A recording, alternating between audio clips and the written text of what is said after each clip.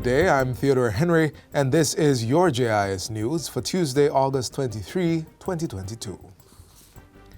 121 newly graduated teachers on the Ministry of Education's Special Scholarship Program will be joining the public school system in September. The participants, who are bonded to the sector for 5 years, include 67 mathematics, 32 physics and chemistry, and 17 industrial education specialist teachers. They are among a pool of 964 trained specialized teachers that the ministry is targeting to address the shortage and resignation of educators within the sector.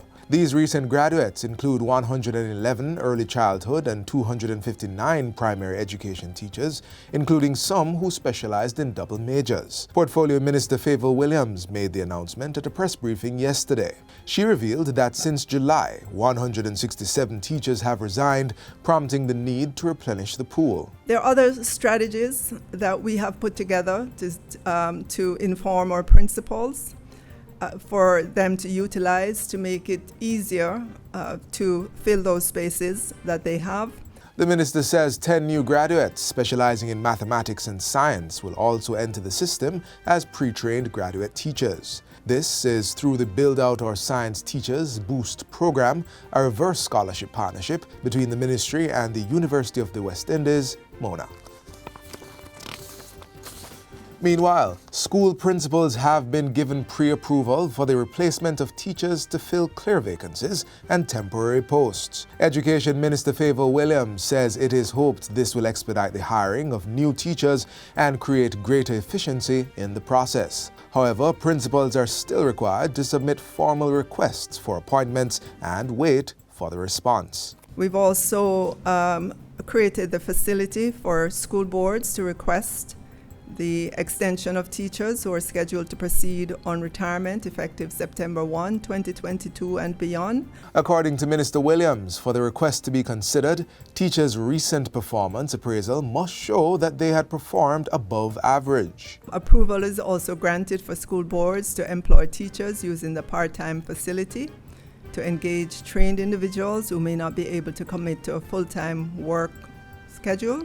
As it works to fill the teaching gap, the ministry will also be recruiting pre-trained graduates and transferring junior high school instructors to primary schools as general teachers. Final year teachers will also be engaged in the process to fill areas of specializations at various institutions. Still on education, the Jamaica Teachers Association, JTA, is encouraging its members to remain focused and hopeful as they plan for the new school year, which begins on September 5. Outgoing President Winston Smith made the appeal on Monday at the JTA's 58th annual conference in Montego Bay. His call comes amidst an increase in migration among the nation's teachers. According to Mr. Smith, though the departure of teachers may pose a challenge to those who remain, educators should be undaunted and rise to the task of transforming the education landscape. We understand, appreciate and recognize the magnitude of work that we have to do. But I believe in you, our educators, my colleagues, that when the battle is hot and the conflict sore, then the strength in you will rise like that of Paul Bogle. And you will be able to sojourn through the hills and valleys and take on the mammoth task of educating our children. It is for that reason why we are in this profession. Because as we all stand or sit here, we know that we are not teachers because we are swayed or enticed by money. But because we love what we do and we believe in the future of our children. In other news, Prime Minister Andrew Holness says government's newly implemented policy at the National Housing Trust, NHT, will bring equity and fairness in accessing housing. Under the policy, which was announced earlier this year, income will be the sole determinant to access subsidized loans from the NHT. This is an about-turn from the previous policy, which saw special interest groups such as public sector workers and the disabled benefiting from lower interest rates based on these factors. At a recent new social housing program handing over ceremony in St. Anne, Mr. Holness said the restructuring would provide more affordable solutions for a wider cross-section of Jamaicans. So that people who sell in the market, the domestic helper, the mechanic, your barber, the shopkeeper can also get an NHT benefit. So you notice what the government has done, therefore. The government is not just looking for one set of people. The government is ensuring that the benefits that it gives covers everyone in the society. Digital payment wallet Link is hoping to tap into the multi-billion-dollar market of monetary transactions that exists in Jamaica.